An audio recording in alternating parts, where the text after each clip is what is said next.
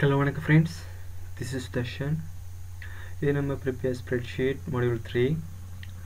இந்த கிளாஸ்ல நாம பார்க்க போற விஷயம் என்னன்னு சொன்னால் சில பேசிக்கான ஃபங்க்ஷன்கள் இருக்கு. அதுக்கு அப்புறம் நம்ம அட்வான்ஸ் ஃபில்டர் கண்டிஷன் ஃபார்மட்லாம் பார்க்க இருக்கு. அப்ப இதுல இன்னும் சில முக்கியமான ஃபங்க்ஷன்கள் இந்த பேசிக்கான சில ஃபங்க்ஷன்கள் இருக்கு அவங்கள பார்த்துக்கொள்வோம். இப்போ நம்மட ஷீட்டுக்குள்ள போய்க்கொள்றேன்.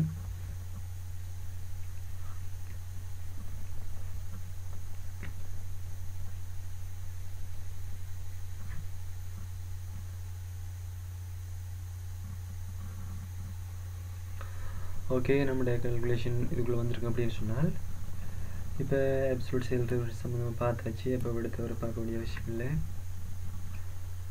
இப்போ என்னென்னு சொன்னால் பாருங்கள் ஃப்ரெண்ட்ஸ், என்னென்னு சொன்னால் இப்போ அடுத்த சொல்கிறாங்க வந்து அப்படின்னு சொன்னால் இப்போ ஸ்கூலெல்லாம் பார்த்தீங்கன்னு சொன்னால் இந்த எக்ஸல்ற பெனிஃபிட் வந்து நிறைய பேர் யூஸ் பண்ணி கொள்றதில்ல. உதாரணத்துக்கு வந்து ஸ்கூலில் ஒரு ஒரு டேர்ம் எக்ஸாம்லேயும் கூட இப்போ ஒரு ஆள் ரிப்போர்ட் கொடுக்கும் வரைக்கும் பாருங்கள் அவங்களோட மதிப்பீட்டு அறிக்கையை வந்து கொடுக்கும் வரைக்கும் எவ்வளவு டைம் எடுக்குது. கிட்டத்தட்ட ஒரு 1 month கிட்ட முடியுது. ஒரு எக்ஸாம் முடிஞ்சு அவங்களுக்கு மார்க்ஸ் எல்லாம் திருத்தி ரிப்போர்ட் எல்லாம் கொடுத்து எல்லாம் செய்ய ஒரு 1 month கிட்ட முடியுது. இப்போ நம்ம என்ன செய்யலாம் அப்படின்னு சொன்னால் இந்த எக்ஸலை யூஸ் பண்ணி செய்யறேன்னு சொன்னால் ஒரு கிட்டத்தட்ட ஒரு 5 செகண்ட்னா 5 minutesக்குள்ளே முடிச்சிடலாம். சாரி 5 செகண்டுக்குள்ளே முடிக்கல, அது ஒரு 5 minutesல முடிச்சிடலாம். இந்த ஃபங்க்ஷன் தான் டோட்டல் ஆவரேஜ் ரேங்க் ஓகே அவ்வளோதான். அதே போல் இந்த ரேங்க் அதோட பார்த்தோம்னு சொன்னால் இப்போ இதில் பார்த்துருப்போம். இப்போ இதில் வந்து நம்முடைய கிளாஸில் வந்து யாரால் வந்து கூடிய மதிப்புள்ளி பெற்றால், அதாவது மேத்ஸ் சப்ஜெக்டில் வந்து யார் கூட மார்க்ஸ் எடுத்தவர் அப்படின்னு பார்க்குறதுக்கு வந்து நம்மளோட அந்த மேக்ஸிமம்ன்ற ஒரு ஃபங்க்ஷன் இருக்கிற மேக்ஸிமம்னு சொன்னால் கூடிய, இது வந்து ஒரு சின்ன ஒரு ஃபங்க்ஷன் தான். உதாரணத்துக்கு வந்து இதில் வந்து நான் போட்டுக்கொள்கிறேன் வந்து அப்படின்னு சொன்னால் கொஞ்சம் குறிச்சுக்கொள்கிறேன். ஓகே, அடுத்த மேக்ஸிமமுக்கு ஒரு மேக்ஸ்ன்னு ஒரு ஃபங்க்ஷன் இருக்கிற நமக்கு தெரியும். இந்த ரூல்ஸ் படி நாம் வந்து இடத்த போட்டுக்கொள்கிறோம் வந்து மேக்ஸிமம் கண்டுபிடிக்க போகிறேன். அடுத்த மேக்ஸிமம்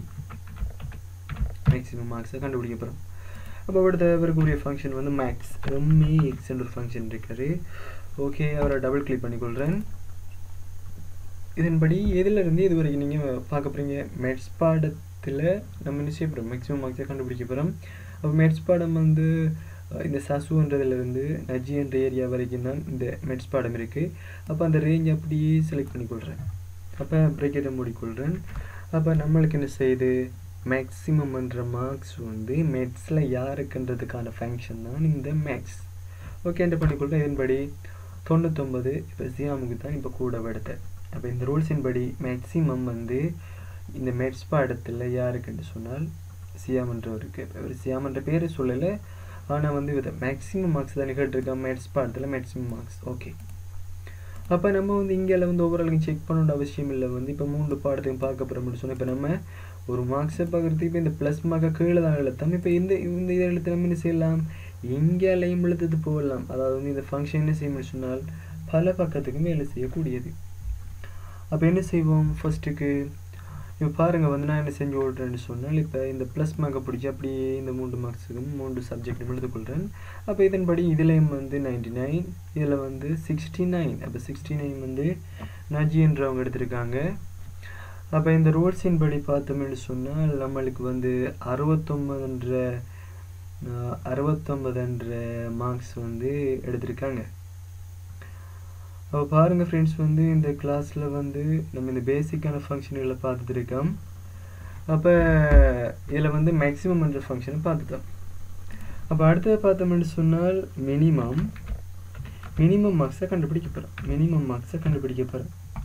அப்போ மினிமம் மார்க்ஸை கண்டுபிடிக்கிறேன்னு சொன்னால் அதுக்கு ஒரு ஷார்ட்டான ஒரு ஃபங்க்ஷன் இருக்காரு. அதுக்கு தான் நம்மளோட MIN, அதாவது வந்து முதல் 3 எழுத்துக்களையும் வச்சு தான் செய்கிறாங்க. அதாவது வந்து செஞ்சுருக்கு MAX MIN. அப்போ அடுத்த MIN, அப்போ மின்ன்ற ஒரு ஃபங்க்ஷன் இருக்காரு மினிமம் மார்க்ஸை கண்டுபிடிக்கிறதுக்கு.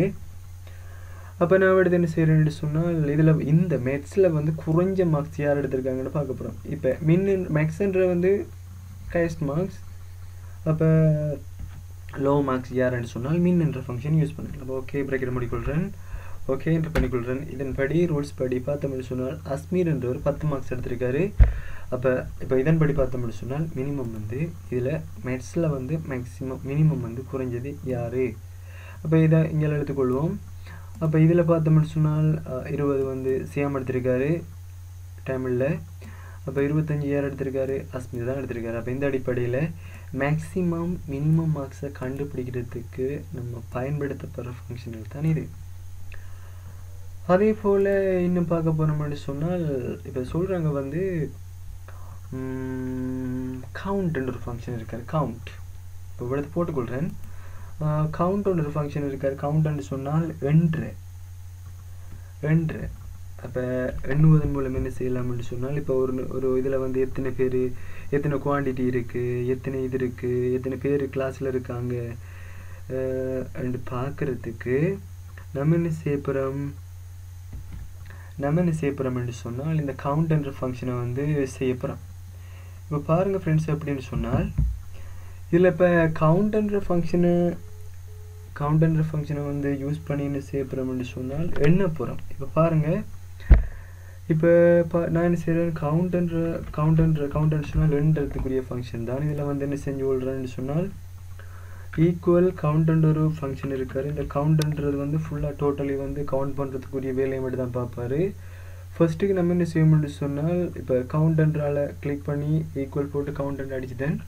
இப்போ இவரை டபுள் கிளிக் பண்ணி கொள்கிறேன். இதில் பாருங்கள் என்ன சொன்னால் இப்போ நான் என்ன செய்யப்படுறேன்னு சொன்னால் ஓகே, இப்போ மேத்ஸ் பாடத்தில் டோட்டலி எத்தனை பேர் எடுத்திருக்காங்கன்னு பார்க்க போகிறேன். ஓகே, இதில் வந்து சசுவிலேருந்து நஜி என்றவங்க வரைக்கும் எத்தனை பேர் இருக்காங்க, எத்தனை மேத்ஸில் வந்து எத்தனை சப்ஜெக்டில் என்னென்ன மார்க்ஸ் எடுத்திருக்காங்கன்றதை எண்ண போகிறேன். இப்போ பாருங்கள் ஃப்ரெண்ட்ஸ், வந்து இப்போ நான் என்ன செய்யப்படுறேன்னு சொன்னால் இப்போ ஓகே மேத்ஸ்ன்ற மார்க்ஸ் அப்படியே டோட்டலி வந்து செலக்ட் பண்ணி கொள்கிறேன். அதில் சசுவிலேருந்து நஜி வரைக்கும். ஓகே, நான் ப்ரெக்கெட்டை மூடிக்கொள்கிறேன். ப்ரெக்கெட்டை மூடிட்டு வந்து இப்போ கவுண்ட்னு சொன்னால் ரெண்டபடியாக வந்து இப்போ என்டர் பண்ணிக்கொள்கிறேன். இடத்த டிரெக்டாக வந்து 7 அதாவது வந்து 7 பேர் வந்து இருக்காங்களாம். ஓகே, 7 மேத்ஸ் பாட மார்க்ஸ் இருக்காம்ன்றதான் விடத்த விளக்கம்.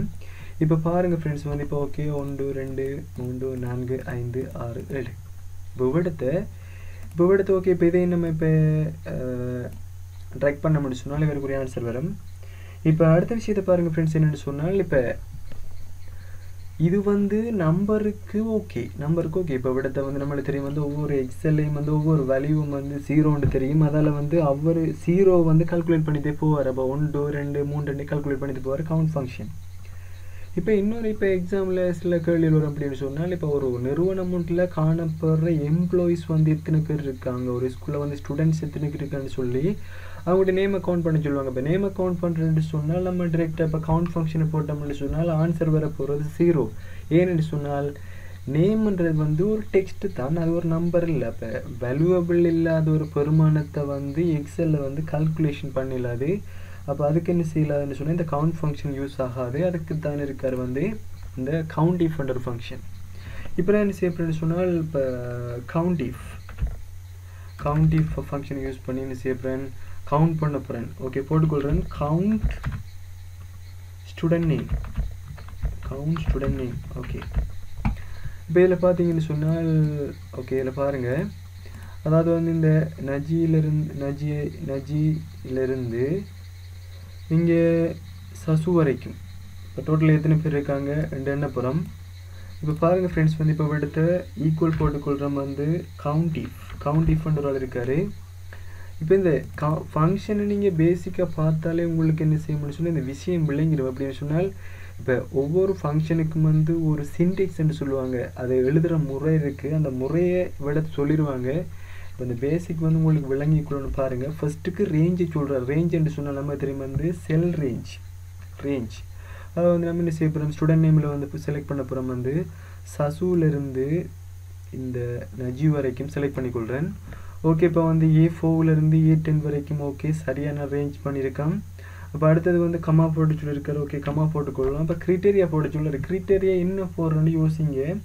அதாவது வந்து நம்மளே தெரியும் வந்து மொடியூல் 1ல் பார்த்துருக்கோம் வந்து ஃபைல் எக்ஸ்டென்ஷனில் வந்து ஒவ்வொரு இமேஜாக ஒவ்வொரு டாக்குமெண்ட்ஸை சர்ச் பண்ணுற மெத்தட் சம்மந்தமாக பார்த்துருக்கேன். அதில் வந்து இப்போ அஸ்ட்ரிச் என்ற அந்த பெருக்கல் அடையாளம் வந்து என்னது யூஸ் பண்ணுறோம் அப்படின்னு சொன்னால் அனைத்தும் வரணுன்றதுக்காக தான் அதை யூஸ் பண்ணிக்கொள்வோம். இப்போ நான் என்ன செய்ய போகிறேன், இவ்விடத்தை வந்து நம்மளுக்கு ஓகே சொல்ல போகிறோம் வந்து இப்போ நீங்கள் பாருங்கள், இப்போ நான் வந்து கவுண்ட்ன்ற ஃபங்க்ஷனை யூஸ் பண்ணிவிட்டு இப்போ கவுண்ட் இப்போ போடாமல் இப்போ கவுண்டை போட்டுட்டு ஓகே ரேஞ்ச் பண்ணி போட்டு இப்போ என்ன பண்ணுறேன் பாருங்கள், ஆன்சர் வந்து 0. இப்போ என்னென்னு சொன்னால் இவ்விடத்தை டெக்ஸ்ட்ன்றதெல்லாம் வந்து இவ்விடத்தை இது ஒர்க் பண்ணதில்லை. இப்போ இவ்விடத்தை நம்ம யூஸ் பண்ணணும் வந்து கவுண்ட் இஃப்ன்ற ஃபங்க்ஷன். ஓகே கவுண்ட் இஃப்ன்ற ஃபங்க்ஷனை யூஸ் பண்ணிக்கொள்கிறோம் வந்து யூஸ் பண்ணிக்கொள்கிறேன் கவுண்ட் இஃப். ஓகே இப்போ வர ரேஞ்ச் பண்ணிக்கொள்கிறேன் வந்து நேம் ஆஃப் சரியாக ரேஞ்ச் பண்ணிக்கொள்கிறேன், ஒரு கமா போட்டுக்கொள்கிறேன் வந்து. இப்போ கிரிட்டேரியா சொல்லக்குள்ள கவனமாக இருங்க ஃப்ரெண்ட்ஸ். என்னென்னு சொன்னால் இப்போ நம்ம வந்து அனைத்து விதமான டெக்ஸ்ட்டுகளையும் கவுண்ட் இஃப் பண்ணித்தாங்க. அதாவது வந்து அனைத்துமன்றது வந்து இந்த அஸ்ட்ரிச்சை யூஸ் பண்ணுறோம். அப்போ அஸ்ட்ரிச்சை யூஸ் பண்ணுறது மூலம் இப்போ அனைத்துமன்ற விஷயம் வரப்போது. ஓகே அப்போ நான் கொட்டேஷனுக்குள்ளே என்ன செய்ய போகிறேன், இப்போ இந்த கவுண்ட் இஃப் வரப்போகுது. ஓகே அப்போ கொட்டேஷன் ஏன் போடுறேன்னு யோசிச்சு பாருங்கள். இது ஒரு டெக்ஸ்ட். அப்போ டெக்ஸ்ட்டுக்கு நம்ம டிரெக்டாக வந்து கொட்டேஷன் போடாமல் வேல்யூவை சொல்லிடலாது. இப்போ நான் கொட்டேஷன் போட்டுட்டு இப்போ அஸ்ட்ரிச் போட்டுக்கொள்கிறேன். இப்போ என்ன விளக்கம், A4லேருந்து A10 வரைக்கும், அதாவது வந்து சசுன்ற நேம்லேருந்து நஜி என்ற நேம் வரைக்கும் இருக்கிற நேம் அவ்வளோத்தையும் கவுண்ட் பண்ணுங்க அஸ்ட்ரிச் அப்படின்னு சொன்னால் பெயர். என்ன சொன்னால் அவரோட ரூல்ஸ் வந்து பெயர். அப்போ பிறகு மூடிக்கொள்கிறேன், என்டர் பண்ணிக்கொள்கிறேன். அப்போ இது வந்து சரியான முறையில் ஆன்சரை தந்திருக்காரு, 7 என்ற அடிப்படையில் தந்திருக்காரு. அப்போ இப்படி தான் ஃப்ரெண்ட்ஸ் வந்து ஒரு நேமை வச்சு ஒரு ஸ்டூடெண்ட்ஸ் நேமோ சரி எம்ப்ளாயி நேமை வச்சு அவங்களோட நிறுவனத்தில் வேலை செய்கிறாங்களையோ ஒரு ஸ்கூலில் இருக்கிற ஸ்டூடெண்ட்ஸையோ கால்குலேட் பண்ணுறதுக்கு உதவக்கூடியது. அப்போ அடுத்த விஷயத்தை பார்ப்போம் அப்படின்னு சொன்னால், அப்போ இவ்விடத்தை வந்து இந்த ஃபங்க்ஷனை பார்த்துருக்கோம். அப்போ அடுத்த விஷயம் வந்து இன்னும் சில ஃபங்க்ஷன்கள் இருக்காரு, சம் இஃபண்ட் எல்லாம் இருக்காரு. அப்போ அவங்கள வந்து இப்போ அவங்களுக்கான ஒரு வேறு ஒரு ஸ்ப்ரெட்ஷீட் வச்சுருக்கேன். அப்போ அதுக்குள்ளே போவோம் ஃப்ரெண்ட்ஸ். அப்படின்னு சொன்னால் அவர் ஓப்பன் பண்ணிக்கொள்கிறேன்.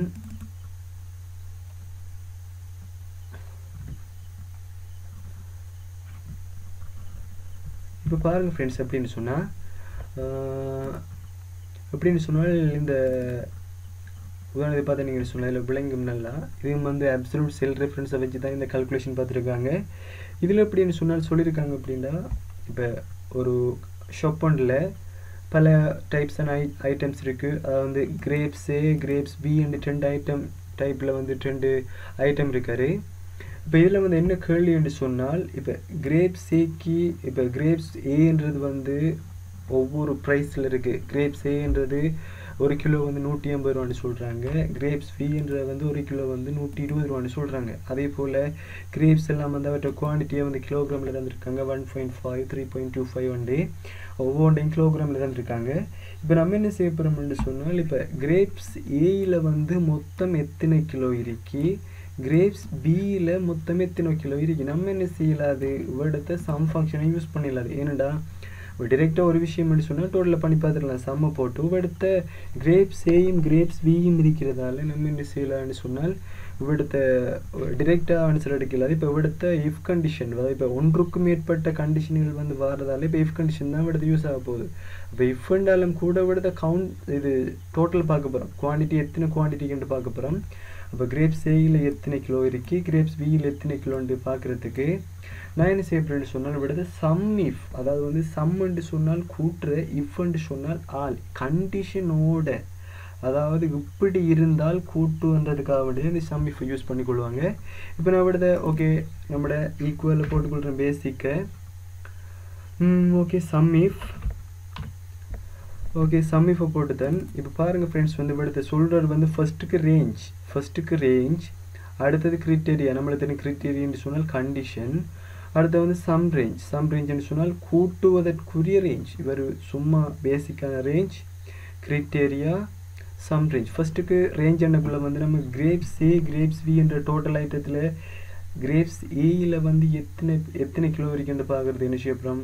ஃபஸ்ட்டுக்கு அவ்வளோ பேரையும் வந்து கிரேப்ஸ் ஏலேருந்து கிரேப்ஸ் வரைக்கும் ஃபுல் ரேஞ்ச் பண்ணிக்கொள்கிறோம். ஐட்டம் நேம் அவ்வளோத்தையும் அப்போ கமா போட சொல்கிறார். ஓகே ரூல்ஸ் படி கமா போட்டுக்கொள்கிறேன்.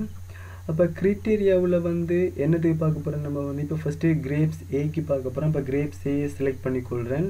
அப்போ கிரேப்ஸ் ஏ வந்து கிரிட்டேரியாவில் தான் கண்டிஷன். அப்போ ஓகே கண்டிஷனும் ஓகே. அப்போ கமா போட்டுக்கொள்கிறோம் வந்து சம் ரேஞ்ச், எதுலேருந்து எது வரைக்கும் நீங்கள் கூட்ட போகிறீங்க, அது வந்து எந்த குவான்டிட்டிக்குள்ளே வந்து இவ்வளவு கிரேப்ஸ் ஏக்குரிய குவான்டிட்டி இது கிலோகிராமை வந்து கண்டுபிடிக்க போகிறீங்க. அப்போ நான் என்ன செய்ய போகிறேன், குவான்டிட்டிக்குரிய ரேஞ்ச் அப்படியே ஃபுல்லாக வந்து ரேஞ்ச் பண்ணிக்கொள்கிறேன். ஓகே, இப்போ நான் வந்து இப்போ ப்ராக்கெட் ஆரம்பிச்சிருக்கேன். ப்ராக்கெட்டை முடிச்சுக்கொள்கிறேன். இப்போ என்டர் பண்ணிக்கொள்கிறேன். இப்போ நீங்கள் பாருங்கள், இதன்படி இப்போ டோட்டலி வந்து 22 கிலோகிராம் இருக்காம வந்து கிரேப்ஸ் ஏயில் வந்து 22 கிலோகிராமா. அப்போ அடுத்தது பாருங்கள் ஃப்ரெண்ட்ஸ், என்னென்னு சொன்னால் நான் வந்து அடுத்தது வந்து சம்மிஃப் போட்டுக்கொள்கிறேன். சம்மிஃபில் வந்து கிரேப்ஸ் வீக்கு வந்து எத்தனை கிலோகிராம் இருக்குன்னு பார்க்க போகிறோம். இப்போ ஓகே, ஃபர்ஸ்ட் சொல்கிற மாதிரி ரேஞ்ச் பண்ணிக்கொள்வோம் அந்த ஐட்டம் என்னென்ன ஐட்டம் இருக்குன்னு சொல்லி. கிரேப்ஸ் ஏ, கிரேப்ஸ் வி, அவருக்குரிய ஐட்டமை நான் ஃபுல்லாக அரேஞ்ச் பண்ணித்தேன். அடுத்து வந்து கண்டிஷன் படி கிரேப்ஸ் வீக்கு டோட்டலி வந்து எத்தனை கிலோகிராம் இருக்குன்னு பார்க்க போகிறோம். ஓகே, நான் கிரேப்ஸ் வியை செலக்ட் பண்ணிக்கொள்கிறேன். ஓகே, கிரேப்ஸ் ஏ கிரிட்டேரியா, கிரேப்ஸ் வீக்குரிய கிரிட்டேரியா. ஓகே, அடுத்து வந்து சம் ரேஞ்ச் குவான்டிட்டி எத்தனை கிலோகிராம்னு பார்க்க போகிறோம், அவருக்குரிய ரேஞ்ச் பண்ணிக்கொள்கிறேன். ஓகே, அப்போ ப்ரேக்கெட் பண்ணிக்கொள்கிறேன், ஃபினிஷ் பண்ணிக்கொள்கிறேன். இப்போ என்டர் பண்ணி பார்ப்போம். 2.5 கிலோகிராம் அப்படின்னு சொன்னால் ஓகே. இப்போ எடுத்த கிரேப்ஸ் வி வந்து 2 கிலோ இருக்குது, மேலுக்கு 0.5 இருக்குது. அப்போ டோட்டலி வந்து 2.5. அப்போ இப்படி தான் ஃப்ரெண்ட்ஸ் வந்து இந்த சம்மிஃப்ன்ற ஃபங்க்ஷன், அதாவது வந்து சம்மிஃப்னு சொல்லுவாங்க. சம்மிஃப்ன்ற ஃபங்க்ஷன் என்னத்துக்கு யூஸ் பண்ணுறேன்னு சொன்னால், ஒரு குறிப்பிடப்பட்ட கண்டிஷனோட கூட்டுற, இப்படி இருந்தால் எவ்வளோத்து பார்க்கலாம், இவ்வளவு இருந்தால் எத்தனை கிலோ வரும், எத்தனை கிலோகிராம் வரும், எத்தனை லிட்டர், இப்படிலாம் பார்க்குறது வந்து இந்த இஃப் கண்டிஷனை யூஸ் பண்ணி சம்மை யூஸ் பண்ணுறேன், சம்மோட இஃப் கண்டிஷன். இப்போ இப்படியா ரூல்ஸ் படி தான் நம்ம செய்கிறது. ஓகே, இப்போ இதில் ஏதும் டவுட்ஸ் இருந்துன்னு சொன்னால் கமெண்ட்ஸ் பண்ணுங்கள் ஃப்ரெண்ட்ஸ். உங்களுக்கு எதுவும் டவுட்ஸ் இருந்தால் கமெண்ட் பண்ணுங்கள். நான் இப்போ நிறைய டவுட்டை வந்து நிறைய மெத்தடில் செஞ்சாலும் வந்து உங்களுக்கு டவுட் வரான்னு நினைக்கிறேன்.